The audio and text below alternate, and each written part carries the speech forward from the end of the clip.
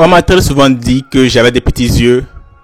Mais je me rends compte quand je commence à faire des vidéos avec toutes ces lights, toutes ces lumières aux alentours, et je me rends compte que quand je regarde les vidéos, je me rends compte que j'ai des petits yeux au fait. Bref, j'espère que tu vas super bien. Ici Fabio Le Saint.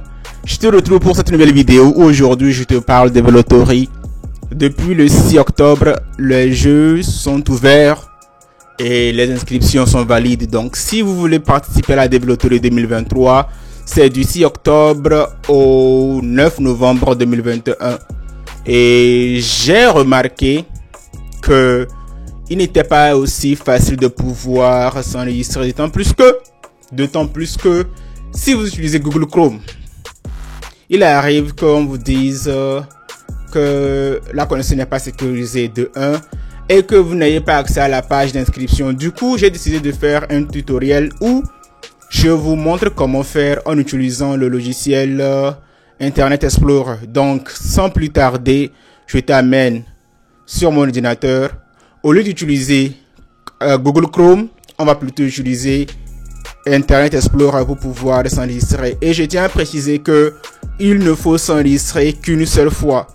Et quand vous vous enregistrez, prenez soin de garder votre numéro de confirmation, car c'est avec ce numéro de confirmation que vous allez pouvoir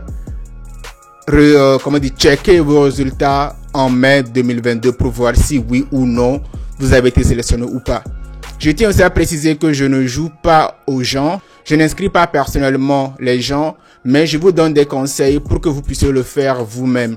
Maintenant, si après tout vous avez besoin de mon aide, vous avez besoin de mes conseils, ceux qui savent, écrivez-moi gentiment et moi je me ferai le plaisir de vous répondre. Et voilà, bonne chance à vous, force à vous, abonnez-vous à ma chaîne YouTube, laissez de gros pouces bleus et des commentaires et moi je ferai des vidéos derrière pour répondre à vos questions. Allez, Fabio Le Saint, bon visionnage, on est parti.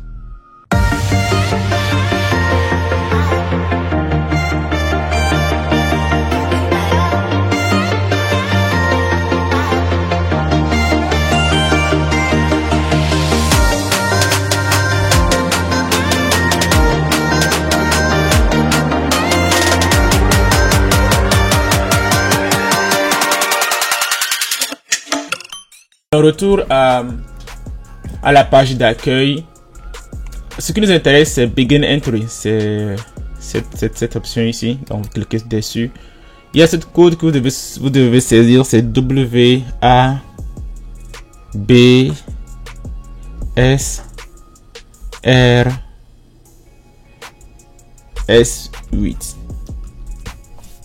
Et je tiens à le préciser, je ne vais pas mettre mes informations réelles ici. Et également, je ne joue pour personne. C'est juste pour vous donner des exemples de comment vous pouvez vous enregistrer vous-même pour pouvoir avoir la bonne méthode au fait. Je ne joue pour personne, mais je vous montre juste la voie sur pour être sélectionné. Donc voilà. Mais bon, pour mon nom, je vais mettre mon nom réel dans Bojona Bassari Fabrice. Je n'ai pas de nom du milieu. Donc, si comme moi, vous n'en avez pas, cliquez sur No Middle Name, au fait. Donc, question numéro 2, je suis un homme. Question numéro 3, mois de naissance, je suis né le 4 octobre 2000. Qu'est-ce que je raconte? Le 4 octobre 1995. Donc, merci à ceux qui m'ont souhaité joyeux anniversaire pour mon anniversaire. Et je suis né à Tabligbo. Je suis né à Tabligbo, c'est un village dans la préfecture de Yoto. Joli village, très bon joli village au passage. Ici c'est le pays où vous êtes né. Le pays où vous êtes né, moi je suis né au Togo. Donc je suis né au Togo. Maintenant au niveau de la question ici, c'est Country of Eligibility for the DV program. Il pense de dire your country of eligibility will normally be the same as your country of birth. Your country of eligibility is not related to where you live. If you were born in a country that is not eligible for the DV program, please go to explanation of country eligibility to see if there is another option available in your case. À l'exception de quelques pays comme le Soudan, le Nigeria, je pense aussi la Russie, la Chine aussi, la plupart des pays sont éligibles pour la Velotory. Donc, Je pense que peu de gens ont des soucis à se faire par rapport à ça. Donc, venez juste ici et puis cliquez sur Yes. Vous continuez. Maintenant, au niveau de la question 7, c'est le passeport. Je ne vais pas mettre mon passeport. Je ne vais pas mettre mes informations de mon passeport ici. Mais, par rapport au passeport, je vais mettre mes... Je suppose que c'est le même truc. Donc, toujours, je n'ai pas de middle name. Je vais juste inventer un code comme ça. Je sais pas, juste pour faire genre... C'est pas réel. J'ai juste inventé un truc comme ça. Donc, je mets ma date de naissance. Enfin, la date d'expiration du passeport. Ici, c'est la date d'expiration du passeport. Donc, ici, c'est la date d'expiration. Maintenant, il y a... Ok, le pays où ça a été issu, c'est le Togo. Maintenant, il y a cette option B. Beaucoup de gens jouent à la développerie sans passeport. Je comprends parfaitement. Ils se disent que voilà, chacun tente sa chance. Mais il y a quelques conditions qui peuvent vous autoriser à jouer sans passeport. Et c'est ça, il parle de passport exemption. Maintenant, I am not required to submit passport information because I am stateless. À part quelques rares personnes sur cette terre, tout le monde a un pays d'origine, tout le monde a une nationalité bien précise. Donc, l'option stateless, c'est vraiment très rare. En tout cas, à part que vous soyez sur Gare, je ne sais pas si vous regardez ce film, c'était un film que j'avais regardé où le gars était issu d'un pays bizarre, tu vois. Il venait aux États-Unis, il venait à New York. Et pendant qu'il était dans l'avion, son pays a été détruit, son pays a été victime d'un coup d'État et son pays a disparu de la carte. Du coup, il s'est retrouvé sans nationalité, sans passeport, tu vois. Donc voilà, mais c'est vraiment des cas exceptionnels. La deuxième option qui peut justifier que vous avez joué à la développerie sans passeport, c'est que vous êtes issu d'un pays, a national of a communist controlled country and unable to obtain passport from my government. Vous êtes issu d'un pays communiste et vous n'êtes pas en mesure de pouvoir obtenir un passeport venant de votre gouvernement. Également, à part quelques rares exceptions, tout le monde est en mesure de pouvoir obtenir un passeport venant de son pays. Donc, la dernière option, c'est unable to obtain a passport and have received an individual waiver of the passport requirement by the Secretary of Homeland Security or Secretary of State. Ici, c'est que vous n'avez pas la possibilité d'avoir un passeport, mais vous avez reçu un waiver. Comment ça s'appelle waiver en français? Waiver, c'est comme une permission. Vous avez reçu au fait une autorisation spéciale. Donc, à la place du passeport, vous avez juste un document qui vous a été délivré, qui sert au fait de waiver, qui sert au fait de passeport au fait. Donc, c'est vraiment important. Donc, à part ces trois conditions, d'où l'importance de cette dernière phrase ici.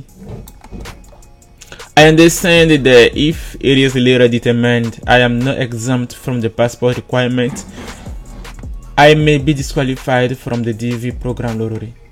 Donc, si plus tard vous jouez si vous jouez sans passeport et qu'il est déterminé que vous avez menti et que aucune de ces trois conditions ne s'applique à vous, vous serez automatiquement disqualifié de la DV lottery.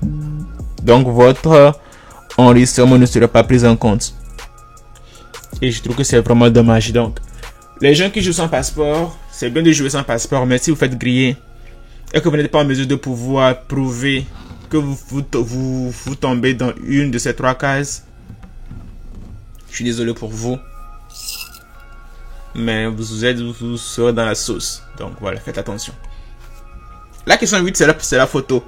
Et pour vraiment être calé sur cette histoire de photo, il y a ce lien ici, Link to Photo Instruction. Cliquez sur ce lien et vous allez être redirigé sur cette page où vous allez pouvoir voir quels sont les types de photos qui sont autorisés au fait. Tu vois, je trouve même que cette photo est un peu bizarre, tu vois, il y a un peu ce côté bleu de la photo, mais bon, je suppose que c'est son habit.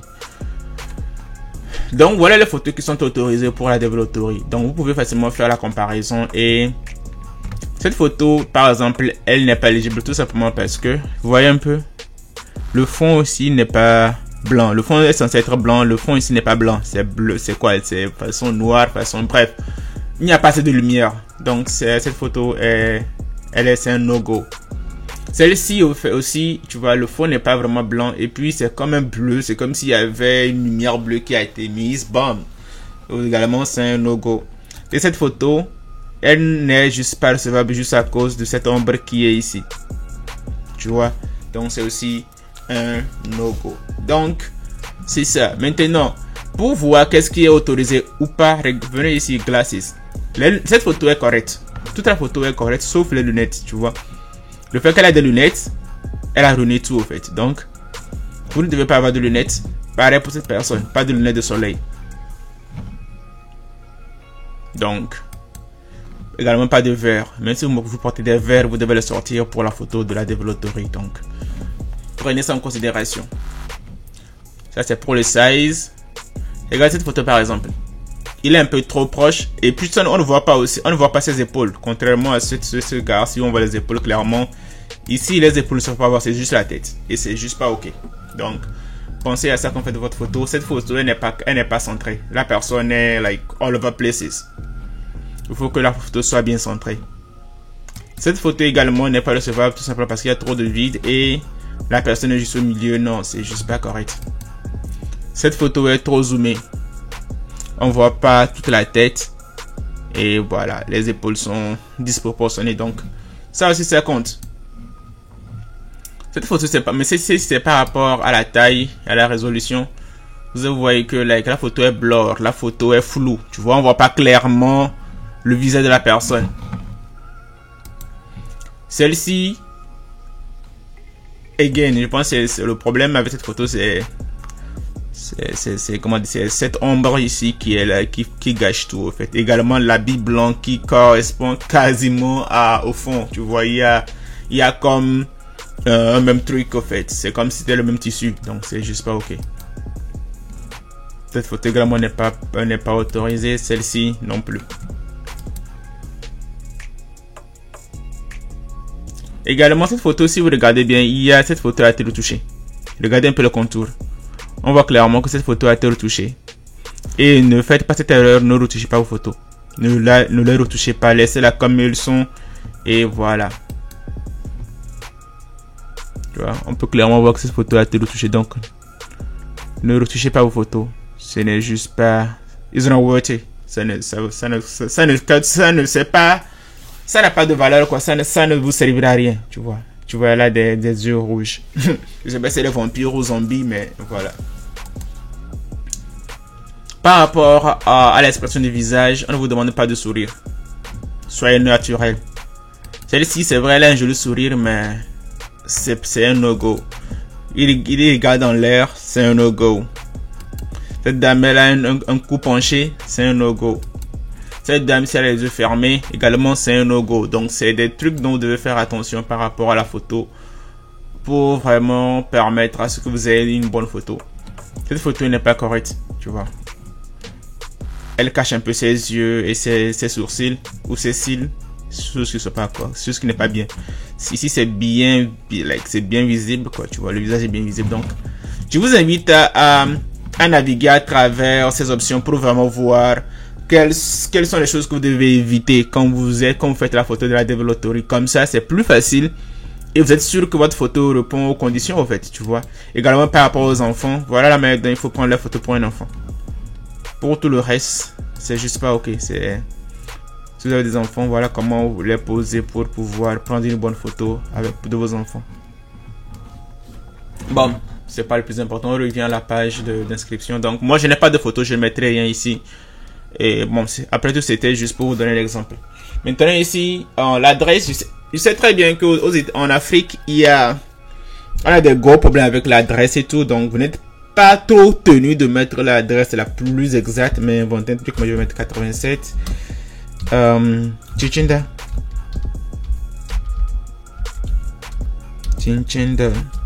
87 Chichinda, Kara.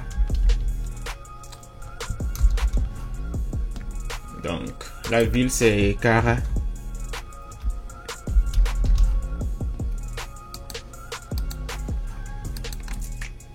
La province c'est Kara. Et la boîte postale, disons...